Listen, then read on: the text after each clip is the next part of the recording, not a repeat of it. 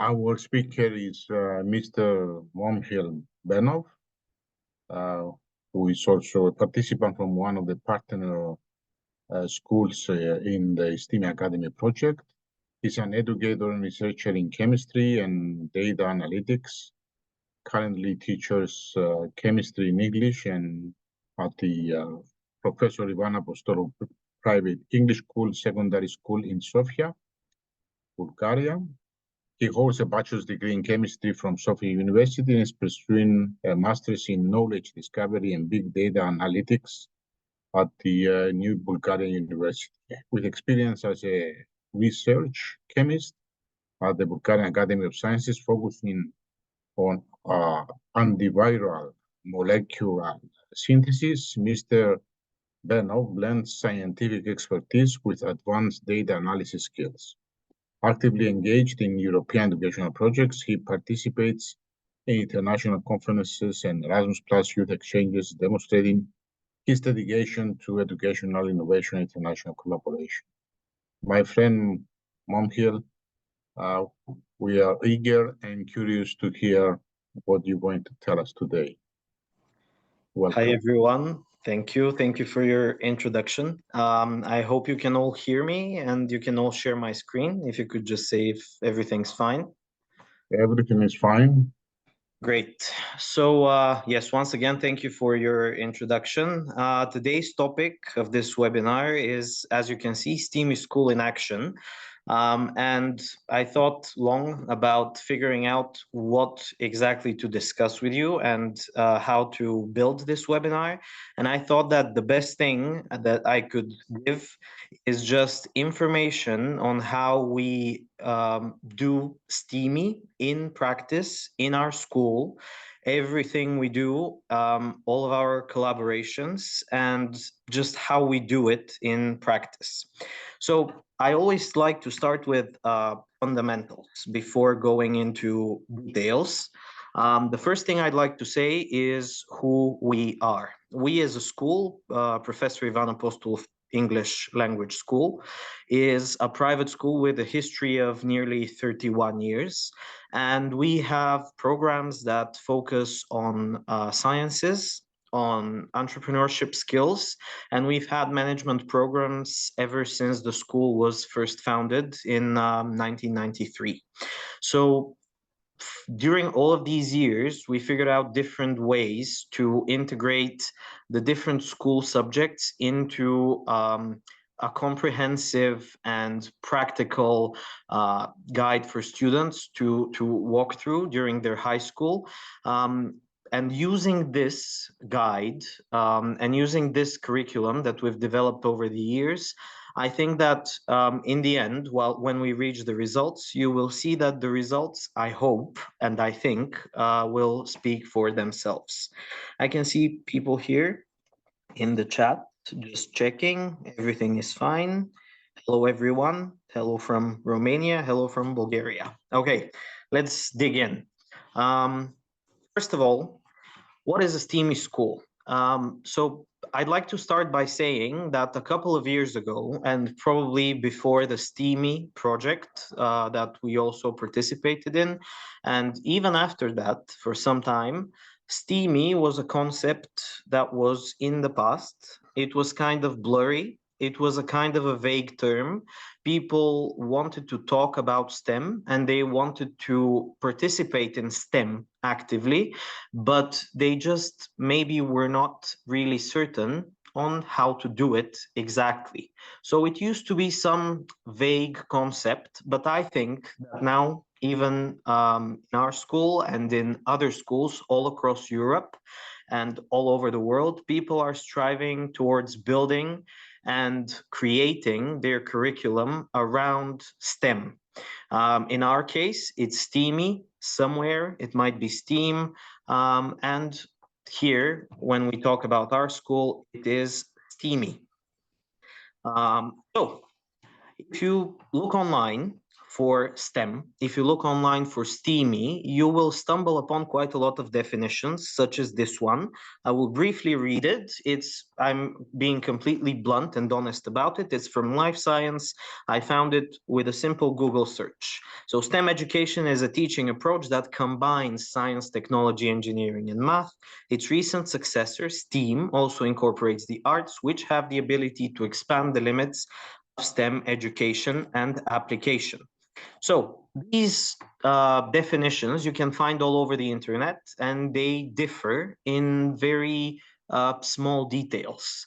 But what's important is the verb combine, to combine something. And even though this verb is present everywhere, rarely you get an elaboration on what they mean exactly when they say combine. Combine is once again a pretty vague verb, and it could be used in a lot of different scenarios, but are all of them useful? Can all of them work? This is up to the educator to figure out.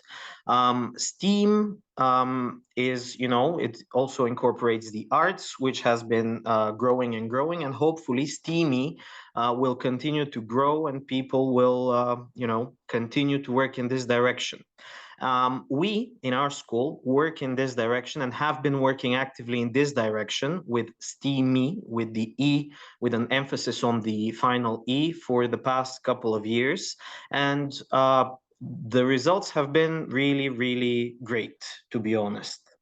So, what is a STEAMy school? Get to the point. In my opinion, and in the according to what we've done so far, a STEAMy school is a school which has a cooperative staff, a staff that knows how to cooperate, how to work as a team, and how to build competences in students that can help them with their understanding of the world around us, and especially help them understand everything that is included in STEM, STEAM, and STEAMy. It's also a school with an integrated approach to both teaching and learning, because you can have an integrated approach to teaching, but you also need to lead your students and show them how to integrate the different disciplines in their learning. A STEAMy school is also a school with a lot of practical work, work that is student-centered. A STEAMy school is a school with a lot of active partnerships, open to ever newer partnerships in a lot of different directions. And we also believe, and this has also proven to be extremely helpful in the past 2 years, that a STEAMy school is also a school in which students mentor students. Of course, all of these can be summed up with the word innovation, at least following Bulgaria's reality. The curriculum in Bulgaria is kind of old, kind of cumbersome, and I believe this is true for all of Europe. It's pretty old-fashioned in some cases, and even when people try to innovate, policymakers, when they try to innovate through ministry work, sometimes the innovations are not as great as they would be if they come from schools and from teachers and from students. So to sum it up, I think that when we talk about cooperation, cooperation is actually not only with the staff members within the staff of a school, but also cooperation with students, also cooperation between students. This is how STEAMy actually turns into a reality. Of course, all of the other ones we already mentioned: integration, practice, partnership, and mentorship. And we do all of these things with one aim. And this is what ties everything in a certain frame that students can work in and teachers can also work in. And that main aim is actually building a product. When you're building a product and when students are engaged in figuring out ideas for products that they're going to create, this not only deals with the entrepreneurship side of things, with marketing, with figuring out where there's a niche in the market that requires a new product, but they also figure out how to create the product, what tools to use for the product, what technologies to use for the product, what technologies their product might potentially create, how to engineer that product. All of this can be tied together within our STEAMy approach to teaching. So, as I said, and you saw probably that innovations here was in red, and I purposefully put it in red because I think it's very important. These things that I mentioned already, they on their own are not innovations per se, but there are certain innovations that we have introduced in our school curriculum that help us by combining these innovations with the things I already mentioned, like cooperation, mentorship, partnership, and so on, to actually work within the STEAMy frame. So we have our student-centered approach to teaching, and we've had it for the past, I don't know, probably 10, 20 years. And we have actually managed to change our school curriculum by introducing new school subjects. One of them is personal and interpersonal development. Another one, leadership and teamwork. We also have our entirely STEAMy school subject known as human and the living environment. We have ethnography, and we have student social anthropology. So throughout these school courses, students develop different skills that help them fine-tune what they all of their STEAMy skills, really. In the personal and interpersonal development course, first of all, it's taught with one class per week in the 8th, 9th, and 10th grade, sort of. What we aim to do in these classes is to help students develop their soft skills and their leadership skills. We also give them tasks so that they can work in teams on various different projects. In the 8th and 9th grade, they have to create documentaries. And when they're in the 10th grade, they actually work as mentors for the students in the 8th and the 9th grade. The students from the 8th grade, because this is when high school starts in Bulgaria, students also attend team buildings where they get to break the ice, because we do believe that teamwork makes the dream work. And without actually a team, a strong team with a strong sense of leadership by the leader and a strong sense of certain tasks being assigned to certain people, these approaches that we use will not work as smoothly. So once students are enrolled in our school, we start creating an environment in which teamwork is really appreciated, valued, and we constantly work in the direction of making them work together, being friends, being friendly, and so on. This is what happens in the personal and interpersonal development course. But then actually my main aim, because this is actually a subject that I teach in the 9th grade, my main aim for this webinar is to actually explain well what we do in the human and the living environment course. First of all, this course is for students in the 9th grade. It combines all of the different subjects of STEAMy, and it's done in a way that's once again student-centered. It's a subject taught in the 9th grade, as I already said, and it introduces students to concepts used in research. That's the first thing we do. Whenever we start, you know that students, they have a concept of research. They have heard about scientists in the 7th, 8th, 9th grade. People constantly talk to them about scientists, how scientists discovered this, scientists discovered that, and so on.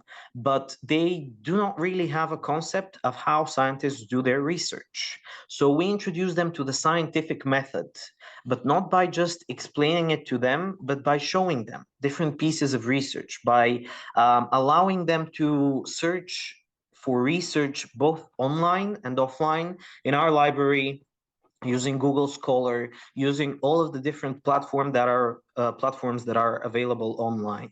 We show them the scientific method, and we help them to do their own research based on already pre-existing research.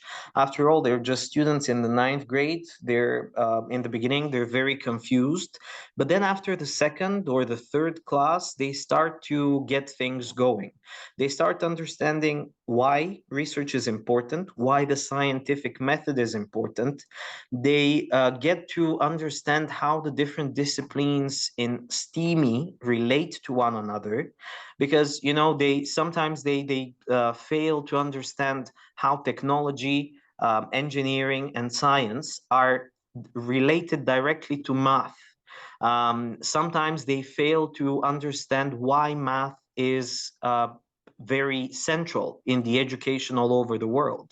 And I usually show them, what I do is I show them that you can use math in a very fun way for sometimes meaningless and useless tasks, but you can still use maths.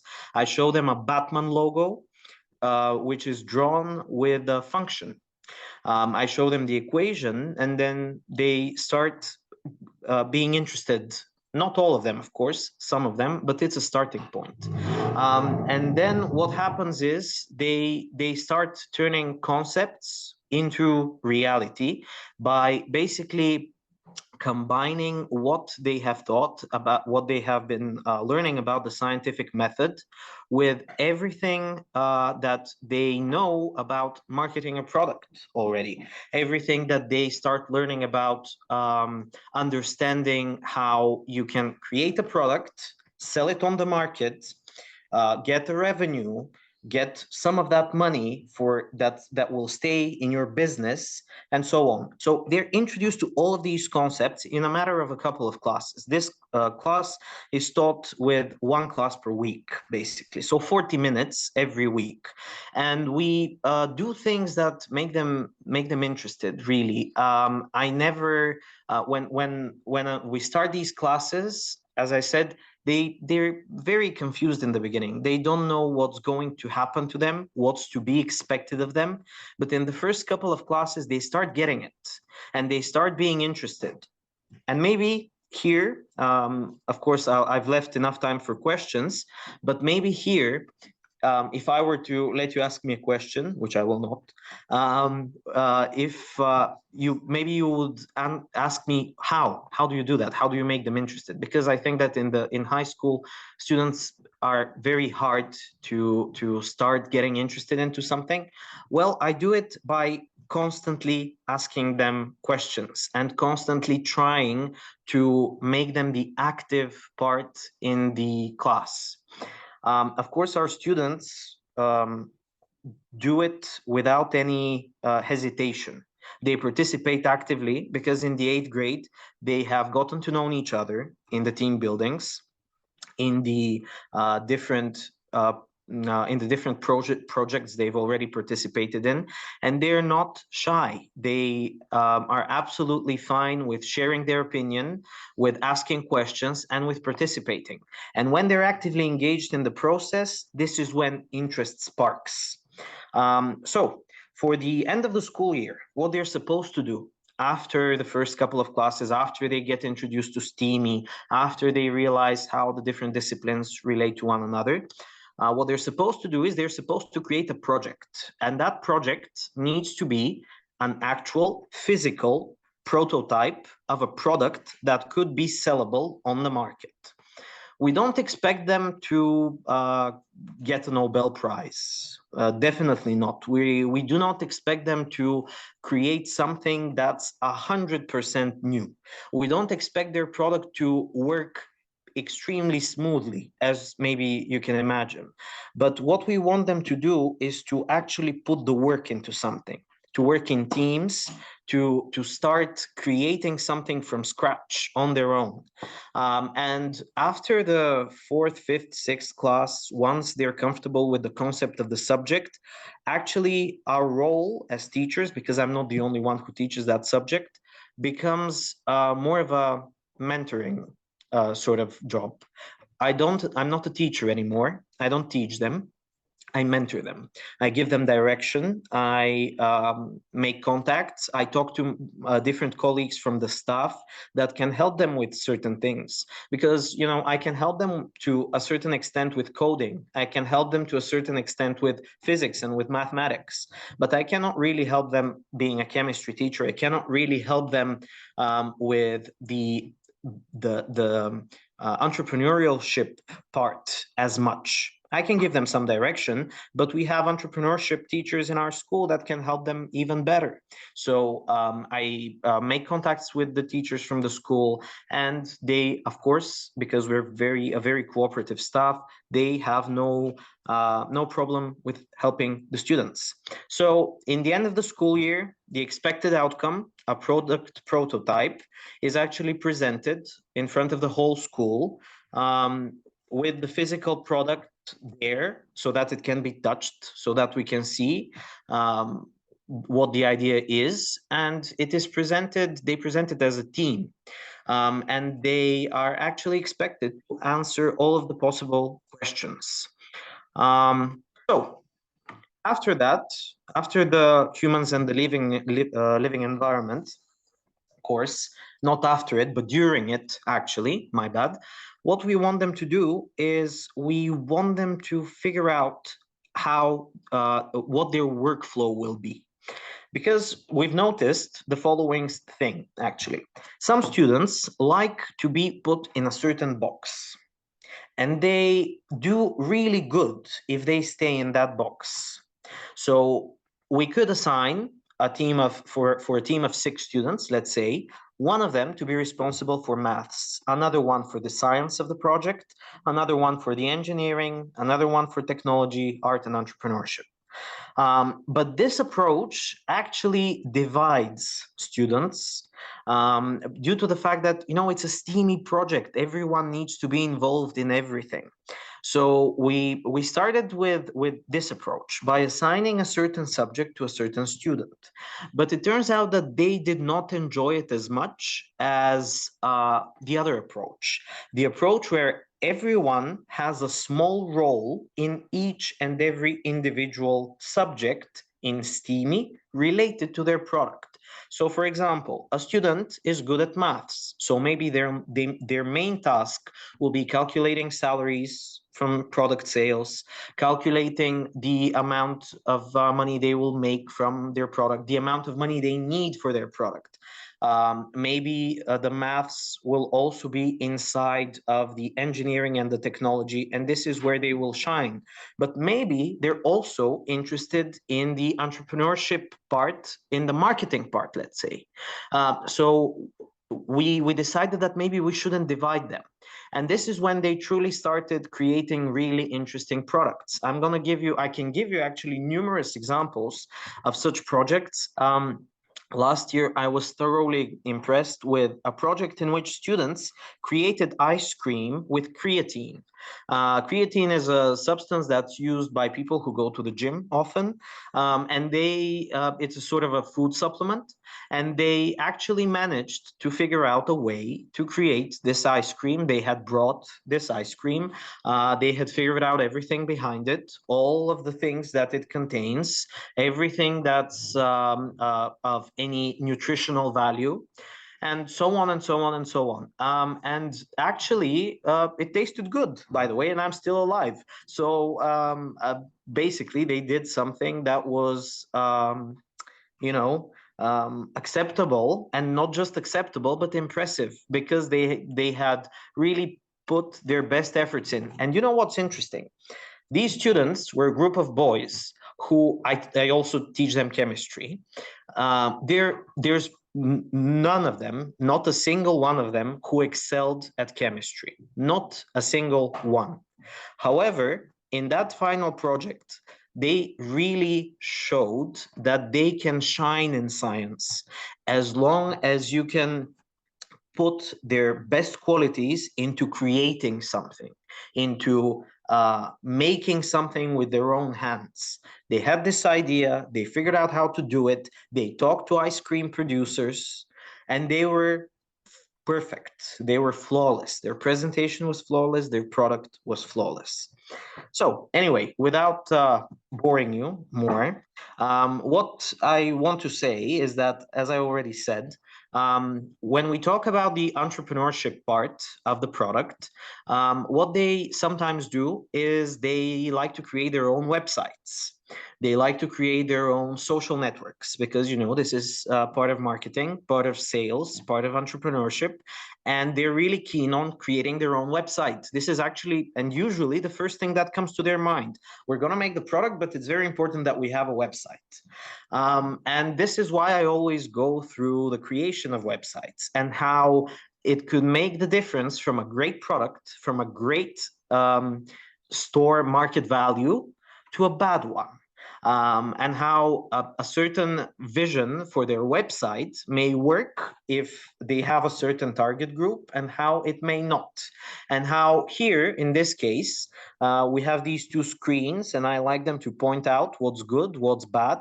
Why? Because this is a stock photo, as you can see. One of these websites is considered bad, the other one is considered good.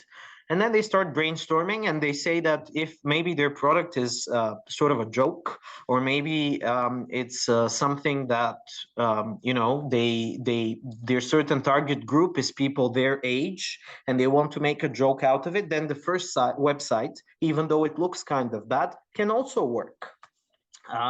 So we try to not draw really fine lines between what's good and bad when it comes to marketing. But of course, we also try to provide them with a general direction when they want to make some sort of wrong choices, if they have any of them.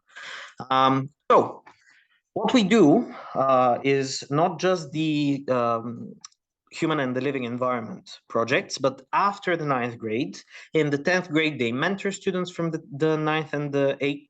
And in the 11th grade and 12th grade, those of them who choose to study in the entrepreneurship program, they actually participate in a contest organized by Junior Achievement called Student Company. It's a competition in which they create a product, they create a business plan, they recruit students from other programs, science programs, technology programs, languages programs, and they create their team with which they will create a business plan, they will create and market a product while partnering with various organizations, and they will compete in on the national and the international level. This is what they do in the 11th grade. Some of them choose to continue with their 9th grade project, actually, which is great because now it's not just a product and it's not as childish, so to say, but it's also more professional because they do it with their entrepreneurship teachers, they compete with it, and so on. So basically, the 12th grade students, usually their role is of mentors, and the main game is actually going on in the 11th grade. The competitions are in the 11th grade, the building of the product is in the 11th grade, the creation of the business plan is then, and so on. And now move on to the results, because you know, I can talk a lot, as maybe probably you've noticed. I can talk a lot about these things because I'm very passionate about it. And I think that all of my colleagues can do the same thing here at school. But in the end of the day, the important thing is students and their results and how content they are with their results. So here we have tons of results, really, that show that it works. Because in the beginning, we weren't sure whether or not we're doing the right thing. But by trial and error, by feedback from the students, by competitions and so on, we figured out this whole system that turns out it works due to the results. So last year, these 4 girls managed to create an app that's called STEM Fem, which is actually aimed at engaging more young ladies to participate in the STEM field. They participated in the Women and Girls Forum in Brussels, and they actually managed to win the competition here in Bulgaria. They went to Brussels and they came out second, just after Italy. So their app was really well appreciated. They did a marvelous presentation, which is still available online if you have any interest. watch it. Then we also had students from the then 11th and 12th grade, this is from last year, participate in a hackathon with creating products for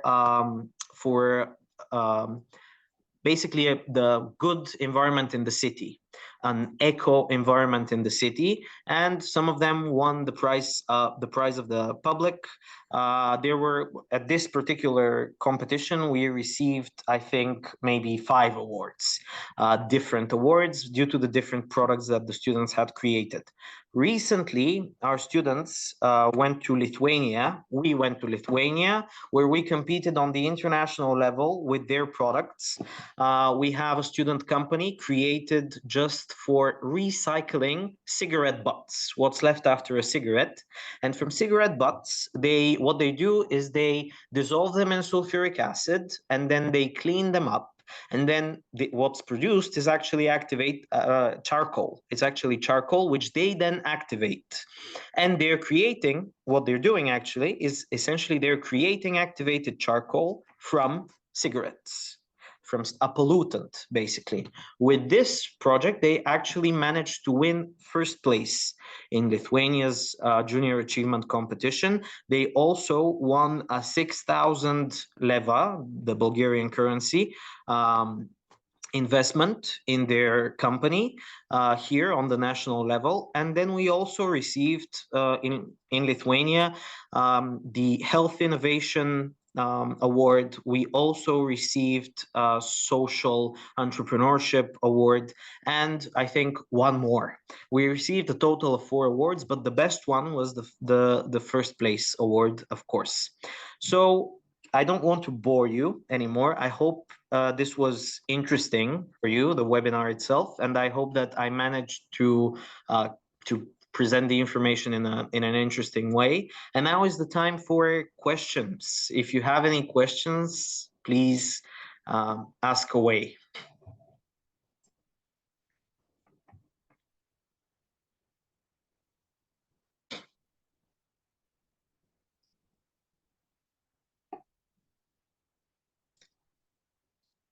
Just open the chat just to make sure. LP says great work. Thank you. Thank you. We're really doing our best, but the students are the ones that deserve the praise.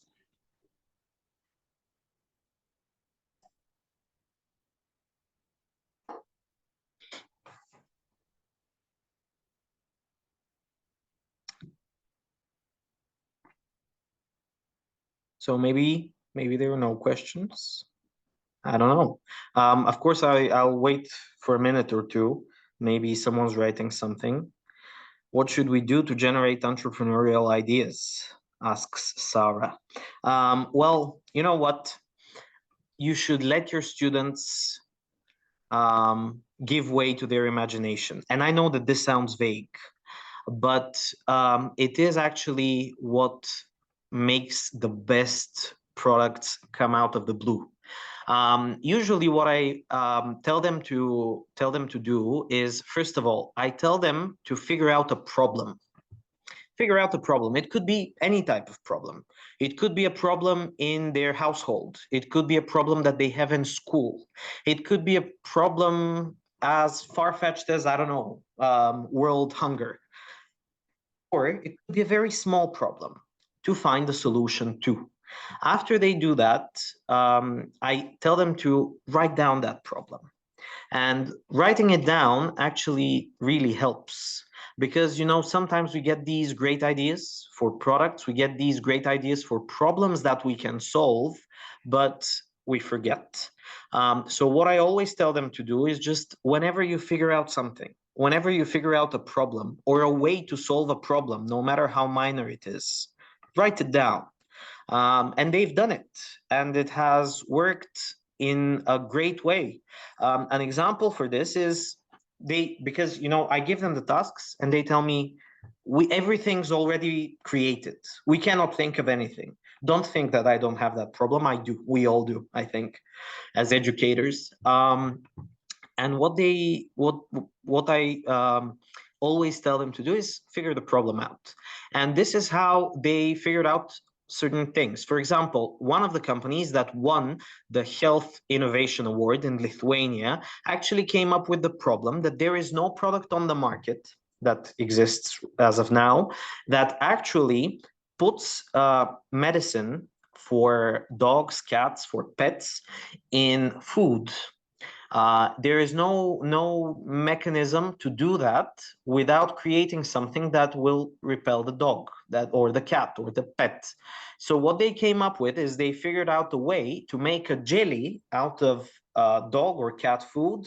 They're in trials right now, and this capsule can be sold so that the little pill that's the antibiotic or the medicine for the pet can be put inside the capsule, and then the capsule is closed and it is put in the dog food in the form of this jelly-like capsule. The pet eats it without any trouble.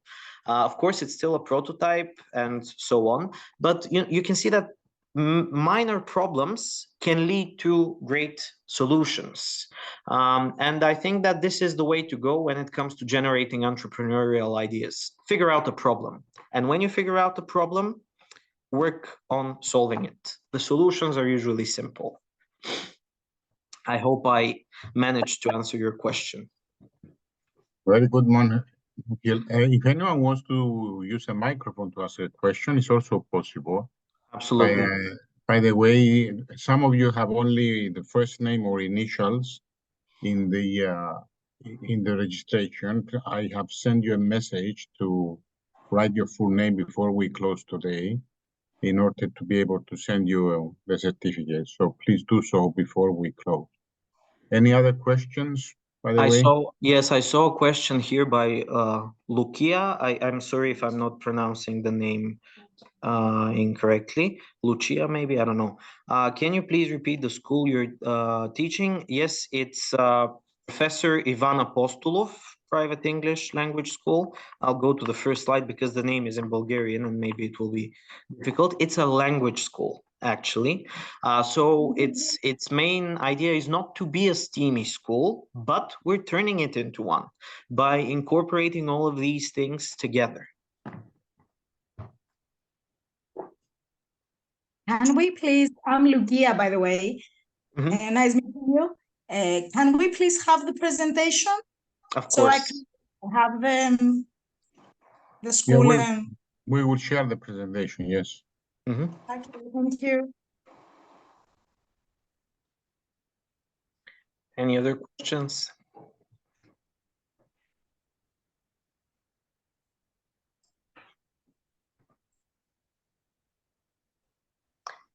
Maybe we're out of questions. So if there are no, of course, I'll wait for a minute or two, but if there are no more questions, thank you for the opportunity and for the attention. And I really hope that you could take away something from our experience and from what we do. Dear Momchil, thank you very much for this excellent webinar, which will be published in the STEAME Academy website communications. And thank you, participants, for being with us this afternoon. We will keep you posted of what comes next. And let's devote this to the students. This is the goal, and I uploaded a picture from Timotheus of Milesius, from Milesius. Actually, that's how it's spelled. And it's in the chat, who said that the greatest teacher is not the one who imparts knowledge, but the one who inspires curiosity. And my friend Momchil today, what he actually described is how to inspire curiosity in students and make them creative. And we thank you very much. Thank you, everyone, and have a good night. Thanks once again for everything, and to everyone who participated, and good night from me as well. Bye-bye.